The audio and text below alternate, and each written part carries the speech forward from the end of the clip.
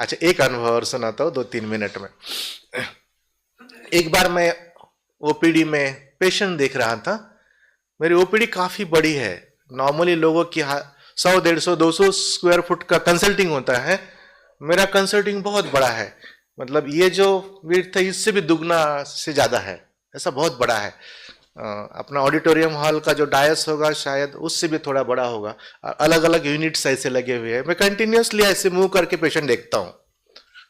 तो मैं पेशेंट देख रहा था और अचानक मुझे एक दिन जो है खुशी के फव्वारे फूटने लगे।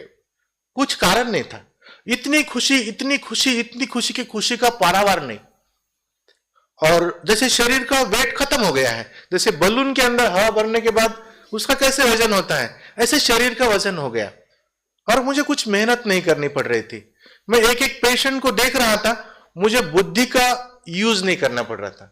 वो बिना कुछ सोचे मुझे उसको क्या तकलीफ है ये पहले से पता चल रहा था, और मैं उससे कुछ बात नहीं कर रहा था। चश्मे का नंबर निकालने के लिए कोई मेहनत नहीं और उसको कुछ पूछना नहीं, बस जस्ट लिखना। और वो पेशेंट भी मुझे कुछ नहीं पूछ रहा था, ना मेरे असिस्टेंट मुझे कुछ पूछ रहे थे कि आप ऐसा क्यों कर रहे हैं आज।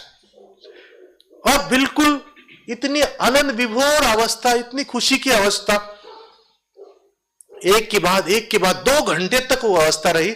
2 घंटे जितने भी पेशेंट मैंने देखे होंगे उस पर मैंने कोई अपनी बुद्धि जो मेडिकल साइंस है वो यूज नहीं किया।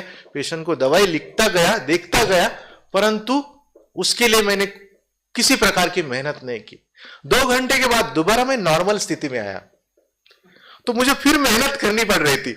हर एक पेशेंट को पूछना क्या तकलीफ है आपको, ये वो सब बहुत सारे क्वेश्चंस, उसके लिए 8-10 क्वेश्चंस अलग अलग पूछने पड़ते हैं, वो सारे पूछना। तो मुझे लगा ये कितना इजी है और ये कितना मुश्किल है। मैं कंपेयर कर रहा था दोनों के अंदर। करते करते करते वो दिन मेरा खत्म हुआ और रात को बैठ के मैं फिर सोचने लगा कि वो चीज क्या होगी, ऐसा मेरे साथ क्यों हो गया होगा। वो बहुत अच्छी बात है, पर जो भी हो गया होगा वो बहुत सुंदर बात है। ऐसा ही होना चाहिए, काम होना चाहिए तो ऐसा होना, एकदम परफेक्ट, और मेहनत के नाम कुछ भी नहीं। तो फिर मैंने सोचा कि शायद मुझे पुरुषार्थ बढ़ाना पड़ेगा। तो मैं दिन में 5-6 बार मुरली पढ़ने लगा। योग का चार्ट मैंने बढ़ाया और भोजन भी बिल्कुल योग युक्त होकर करने लगा। तो एक 2-3 हफ्ते के अंदर मेरे अंदर थोड़ा परिवर्तन आया। मुझे थोड़ा अच्छा लगने लगा, लाइट सा लगने लगा। परंतु मैं उसके साथ कंपेयर करने लगा कि वो नहीं। फिर मैंने क्या किया, मैंने अपने हाथ से भोजन बनाना चालू किया। मैंने सोचा चलो देखते हैं अपने हाथ से भोजन करके, और फिर और योग का चार्ट बढ़ाते हैं। मुरली को बढ़ाया, योग का चार्ट बढ़ाया, कर्म योग बढ़ाया, फिर और अच्छा लगने लगा। परंतु फिर उसके साथ कंपेयर किया, नहीं, बराबर नहीं। फिर मैंने भोजन छोड़ दिया। थोड़ा सा दूध और थोड़े से फल लेता था, बाबा के कमरे में जाकर बाबा के सम्मुख बैठकर खाता था, और ज्यादा से ज्यादा मुरली पढ़ना, मुरली का चिंतन करना, योग करना, मतलब बाकी काम जितना कम से कम समय में करूं और योग को बढ़ाऊं, ये मैंने अभ्यास करना चालू कर दिया। 3 महीने हो गए, मेरी अवस्था तो पहले से बहुत अच्छी हो गई, परंतु मैं फिर उसके साथ कंपेयर करता था।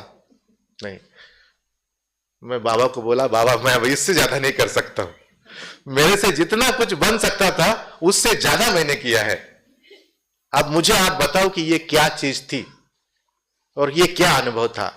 तो बाबा ने कहा, बच्चे इसको कर्मातीत अवस्था कहते हैं और ये अंत में होगी। सारा जीवन आपको इसके लिए पुरुषार्थ करना है, तो करते रहो।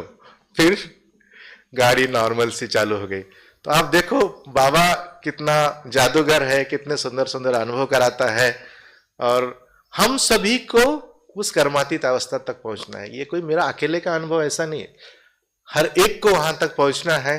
और हर एक का शर्ट पैंट ड्रेस का मेजरमेंट अलग है ना। तो हमारे 63 जन्मों के जो भी विकर्म है, जो भी संबंध है, बंधन है, अलग अलग है। तो बाबा के साथ रूरियान करते हुए कुछ कुछ युक्तियां लेते रहना चाहिए और पुरुषार्थ में नवीनता लाता रहना चाहिए, तो हम उस रास्ते पे थोड़ा स्पीडली बढ़ सकते हैं। ठीक है। ओम शांति।